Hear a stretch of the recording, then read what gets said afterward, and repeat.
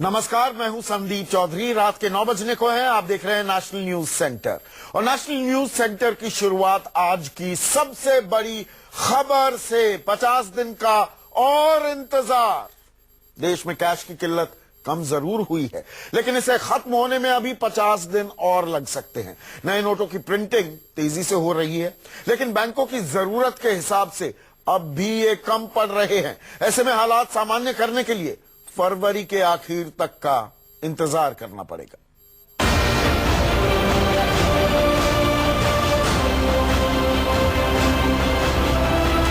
नोटबंदी तो 30 दिसंबर को ही खत्म हो गई, लेकिन कैश की किल्लत कब खत्म होगी? कब देश के हर एटीएम से खत्म होगा नोटों का सूखा? कब बैंक की हर ब्रांच में खत्म हो जाएगी कैश निकालने की लिमिट? लेकिन फिर भी थोड़े 500 के या थोड़े जो 100 के नोट है, 100 के नोट से बहुत कम है। तो इस वजह से अगर छुट्टे पैसे लेने जाओ तो उतने नहीं मिलते। थोड़ी कैश बढ़ानी चाहिए सरकार को। प्रॉब्लम है, अगर 100 का नोट एटीएम में डाल देंगे तो फिर प्रॉब्लम हमारी खत्म हो जाएगी। 500 के या 100 के नोट ज्यादा डालनी चाहिए थे, 2000 के नोट ज्यादा डाल रही। 2000 का इतना कोई छुट्टा मिलता नहीं है। देखिए बहुत इश्यूज हो रहे हैं, 500 के भी लोग अभी देने में बहुत ये हो रहे हैं। इस सवाल का जवाब पूरा देश चाहता है, लेकिन सीधा जवाब नहीं मिल रहा। अब भी ज्यादातर एटीएम नोट नहीं उगल रहे, तो बैंकों ने अपने खाते से कैश निकालने की लिमिट को अब भी नहीं बढ़ाया है। इस बीच एसबीआई की एक रिपोर्ट से बड़ा खुलासा हुआ है। नोटों की कमी अभी 50 दिन से भी ज्यादा बनी रह सकती है। स्टेट बैंक ऑफ इंडिया की एक रिपोर्ट के मुताबिक 30 दिसंबर तक आरबीआई ने पुराने नोटों की कीमत के 44% नए नोटों को जारी कर दिया था। रिपोर्ट के मुताबिक जनवरी के आखिर तक 67% करेंसी बाजार में रिप्लेस हो जाएगी, तो वहीं फरवरी के आखिर तक बैन किए गए पुराने नोटों के मुकाबले 80 से 89% नए नोट जारी कर दिए जाएंगे। यानी फरवरी के आखिर में जाकर हालात सामान्य होने के करीब पहुंचेंगे। दावा फिर भी नहीं किया जा सकता कि 1 मार्च से सब कुछ ठीक हो जाएगा। जब सरकार के पास विकास के लिए ज्यादा पैसा होगा तभी गरीब का कल्याण होगा। ये बहुत महत्वपूर्ण लॉजिक अध्यक्ष जी ने बहुत साफ तरीके से स्पष्ट किया और ये एक नया पहलू था, क्योंकि ये चर्चा में बहुत कम आया है। लेकिन ये the available money for real developmental works, new developmental works. सरकार ने सुप्रीम कोर्ट में अपने एक हलफनामे में कहा था कि नोटबंदी के ऐलान के वक्त देश में 17,74,000 करोड़ की करेंसी प्रचलन में थी, जिसमें 15,25,000 की बुआई का शुरुआती डाटा ही सरकार के पास है। औद्योगिक उत्पादन के अक्टूबर तक के आंकड़े आ गए हैं, लेकिन नवंबर दिसंबर के आंकड़े अभी नहीं आए हैं। हम अपने रिवीजन एस्टिमेट्स और रिवीजन आंकड़ों के बेसिस पे करते हैं और इसलिए मैं ये टिप्पणी नहीं करना चाहता कि आगे चल के बढ़ेगा घटेगा, और इस पे कई राय हैं और कई मत हैं, इसलिए मैं ज्यादा टिप्पणी उस पे नहीं करूंगा। यही वजह है कि जीडीपी विकास दर के इस एडवांस डाटा को नोटबंदी का फाइनल रिपोर्ट कार्ड नहीं माना जा रहा। मनीष कुमार, दिल्ली, न्यूज़ 24। तो अभी 50 दिन का और इंतजार। इसके अलावा आपको बता दें कि नोटबंदी के बाद आज पहली बार जीडीपी सकल घरेलू उत्पाद की विकास दर के आंकड़े जारी किए गए। ये अनुमानित आंकड़े निराश करने वाले हैं। इस साल जीडीपी की विकास दर 7.1% रहने का अंदाजा है, जो पिछले साल के मुकाबले ½ कम है। और आपको बता दें कि आमतौर पर तीसरी तिमाही के आंकड़े फरवरी के पहले हफ्ते में जारी होते हैं, लेकिन इस बार आम बजट 1 फरवरी को पेश होना है, इसीलिए ये डेटा पहले जारी कर दिया गया।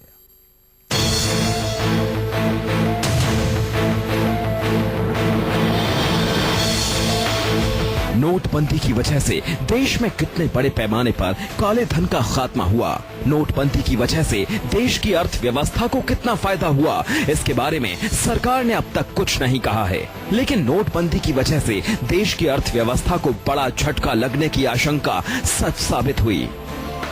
राष्ट्रीय सांख्यिकी कार्यालय यानी सीएसओ के मुताबिक 2016-17 में जीडीपी की विकास दर 0.5% कम रहने का अनुमान है। इस साल जीडीपी की विकास दर 7.1% रहने का अनुमान है, जो पिछले साल 7.6% थी। इसका क्या असर है और कब तक ये देखने को मिलेगा और कितने साल तक इसका एस्टिमेट, ये मेरे लिए कहना इस समय में मुश्किल है। इसका इफेक्ट लॉन्ग टर्म भी हो सकता है, क्योंकि यदि इकोनॉमी के स्ट्रक्चर्स चेंज करते हैं, बिहेवियरल प्रैक्टिसेस चेंज करती है। ये आंकड़े देश की अर्थव्यवस्था के लिए किसी झटके से कम नहीं। दरअसल अंतर्राष्ट्रीय मुद्रा कोष ने मई में कहा था कि भारत की जीडीपी विकास दर इस साल 7.5% रह सकती है। मई में ही मूडीज ने भारत की जीडीपी विकास दर के 7.5% रहने का अनुमान जाहिर किया था। वहीं जून में वित्त मंत्रालय ने कहा कि जीडीपी विकास दर 8% तक पहुंच सकती है। लेकिन नवंबर में पूर्व प्रधानमंत्री मनमोहन सिंह ने नोटबंदी का विरोध करते हुए कहा कि इससे जीडीपी की विकास दर प्रभावित होगी और ये 2% तक गिर सकती है। मनमोहन की आशंका भले सच साबित नहीं हुई हो, लेकिन जीडीपी की विकास दर के आंकड़े अच्छे दिन के संकेत नहीं। नोटबंदी के फौरन बाद जारी किए गए इन आंकड़ों पर गौर कीजिए। सीएसओ के मुताबिक मौजूदा वित्तीय वर्ष में कंस्ट्रक्शन क्षेत्र की विकास दर 2.9% रहने का अनुमान है, जो पिछले साल 3.9% थी। ट्रांसपोर्ट, ट्रेड, होटल और कम्युनिकेशन सेक्टर की विकास दर 6% रहेगी, जो पिछले साल 9% थी। खनन सेक्टर की विकास दर पिछले साल 7.4% थी, जो इस साल -1.8% रहने का अनुमान है। वहीं बिजली, गैस और वाटर सप्लाई के क्षेत्र में विकास दर पिछली बार के 6.5% के मुकाबले इस साल 6.6% रहने का अनुमान है। यही नहीं, प्रति व्यक्ति आय पिछले साल 6.2% थी, लेकिन ये इस साल 5.6% रहने का अनुमान है। नोटबंदी के लागू किए जाने के बाद देश के वित्त मंत्री से लेकर मोदी सरकार के तमाम मंत्रियों ने कहा कि नोटबंदी के चलते थोड़े समय के लिए भले ही आर्थिक विकास की रफ्तार धीमी होगी, लेकिन लंबे समय में इसके अच्छे नतीजे दिखेंगे। लेकिन इसके उलट आज देश के चीफ स्टैटिस्टिशियन ने साफ तौर पर कहा कि नोटबंदी का असर लंबे समय के लिए भी देखा जा सकता है। हालांकि कृषि क्षेत्र में पिछले साल की तुलना में सुधार का अनुमान है। पिछले साल कृषि विकास दर 1.2% थी, इस साल कृषि विकास दर 4.1% रहने का अनुमान है। एग्रीकल्चर में हमने जो लिखा है, इसमें 2016-17 में हम 4.1 का आंकड़ा दे रहे हैं, पिछले साल के 1.2 के एस्टिमेट पर। वित्त वर्ष की दूसरी तिमाही यानी अक्टूबर से दिसंबर तक का आंकड़ा आमतौर पर 7 फरवरी तक जारी होता है, लेकिन 1 फरवरी को बजट पेश होने की वजह से सीएसओ को जीडीपी से जुड़े इस आंकड़े को पहले ही जारी करना पड़ा। लेकिन ये आंकड़े अंतिम नहीं माने जा रहे।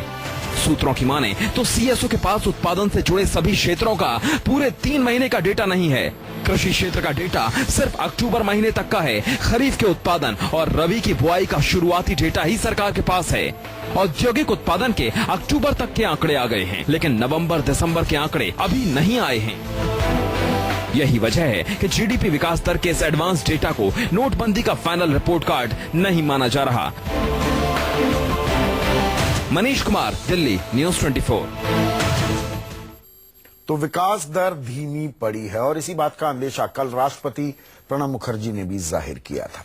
वैसे जीडीपी के ताजा आंकड़े विधानसभा चुनाव से ठीक पहले बीजेपी की मुश्किलें बढ़ा सकते हैं। सरकार का दावा था कि नोटबंदी का जीडीपी पर बुरा असर नहीं होगा, लेकिन ये आशंका अब सच साबित होती दिख रही है। हालांकि वित्त मंत्रालय ने इस पर सफाई दी है। सरकार का कहना है कि दुनिया भर की अर्थव्यवस्था में ये मंदी का दौर है, ऐसे में भारत अपवाद नहीं हो सकता।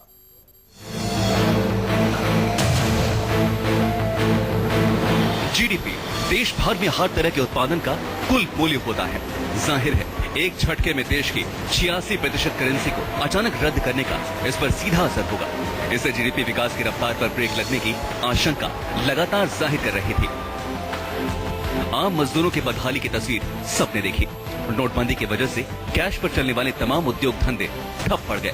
कैश की किल्लत नोटबंदी खत्म होने के दिन तक खत्म नहीं हुई। जाहिर है जब इतने बड़े पैमाने पर नोटबंदी ने सब पर असर डाला हो, तो जीडीपी की विकास दर इससे बेअसर कैसे रह सकती है। खुद राष्ट्रपति ने नोटबंदी की वजह से अर्थव्यवस्था के प्रभावित होने की बात कही है।